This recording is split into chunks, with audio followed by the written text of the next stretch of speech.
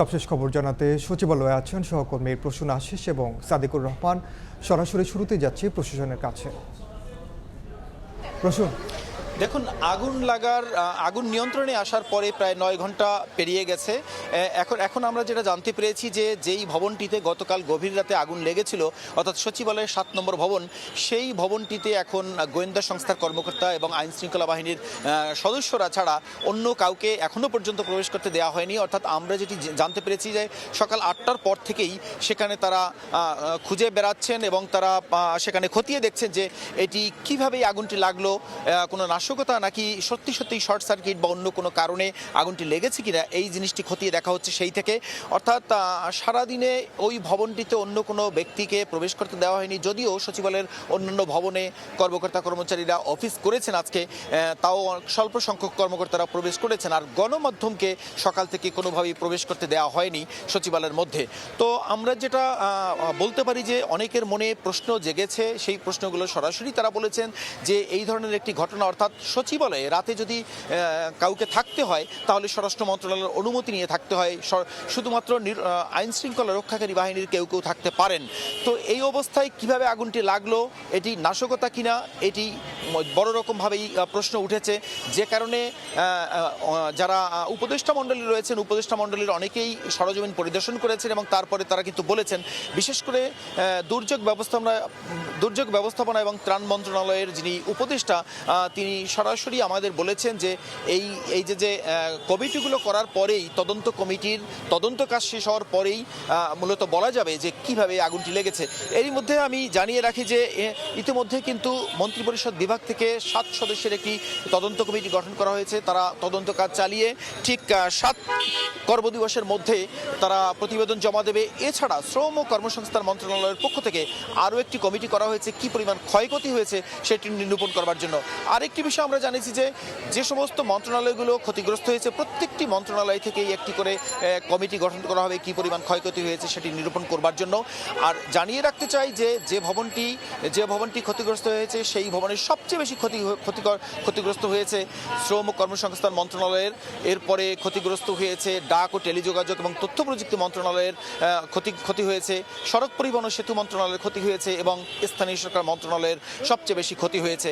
এই 4টি মন্ত্রণালয়ের নথিপত্র পুরোপুরি ভস্মীভূত হয়ে গেছে, আসবাবপত্র ভস্মীভূত হয়ে গেছে।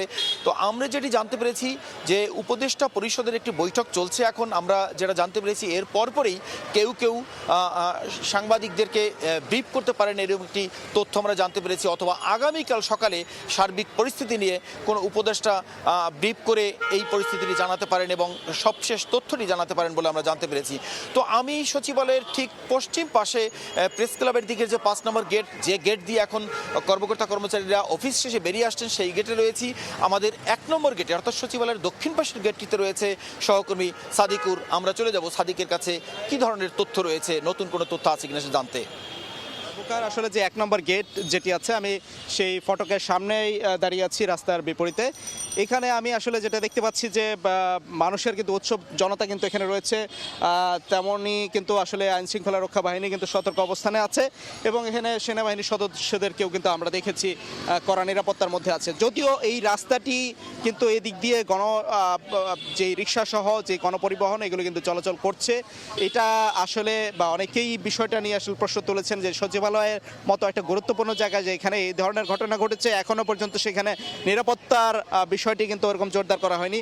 এইটার বিষয়ে আসলে আমরা একটু আগে দেখেছি যে এবি পার্টির নেতারাও কিন্তু এখানে এসেছিলেন, এই রাজনৈতিক ব্যক্তিত্ব তারাও কিন্তু এসে এই ঘটনার উদ্বেগ জানিয়েছেন যে আসলে সচিবালয়ে এই যে অগ্নিকাণ্ডে হলো, এখানে যদিও 7 সদস্যের তদন্ত কমিটি গঠন করা হয়েছে এবং তারা যেটা আশা করছেন যেন দ্রুতই এই এটার সাথে এটা কি নাশকতা নাকি এটাকে আসলে কি ঘটনা ঘটেছিল, কিভাবে আগুন লেগেছে, বিষয়টা যেন উদ্ঘাটন করা হয়, সেই বিষয়ে তারা গুরুত্ব দিয়ে তদন্ত করার বিষয়ে তাগিদ দিয়েছেন। এবং আমরা আসলে জানেন যে আসলে যে বিষয়টা গতকালকে ঘটেছে রাত্রেবেলা প্রায় 2টার কাছাকাছি সময়ে এই 7 নম্বর ভবনে কিন্তু অগ্নিকাণ্ডের ঘটনা ঘটে এবং ফায়ার সার্ভিস আসার পরপর কিন্তু দেখা যায় একে একে মোট 19টি ইউনিট কিন্তু যোগ দেয় আগুন নেভানোর কাজে এবং আগুন নিভিয়ে আগুন নিভে যায়, নিয়ন্ত্রণে আসে।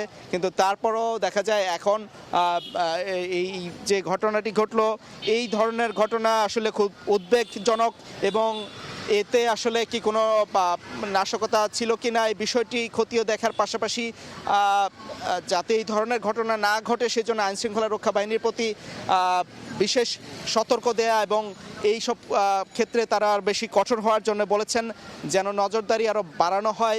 সচিবালয়ের সহ যেসব স্থাপনা আছে, কেপিআই সহ অন্যান্য গুরুত্বপূর্ণ স্থাপনায় যেন পুলিশের পাশাপাশি সেনাবাহিনীও যেন তৎপর থাকে, সেই বিষয়টা কিন্তু বেশি গুরুত্ব দেওয়া হয়েছে।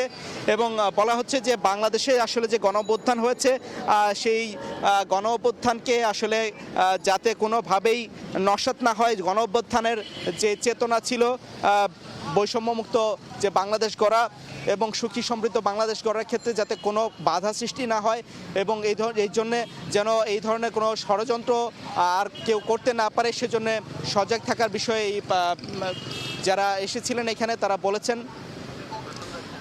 আসলে এই বিষয়টা আসলে আমরা দেখেছি যে পুলিশের পাশাপাশি এখানে যে আইনশৃঙ্খলা রক্ষা বাহিনীর যে সেনাবাহিনী তারাও কিন্তু তৎপর রয়েছেন যাতে এখানে অন্য কোনো ধরনের বিশৃঙ্খলা না হয়। এবং যদিও আমরা দেখেছি এখানে সাধারণ মানুষ, গণমাধ্যম কর্মী সহ আরও অনেকেই এখানে জড়ো হয়েছেন।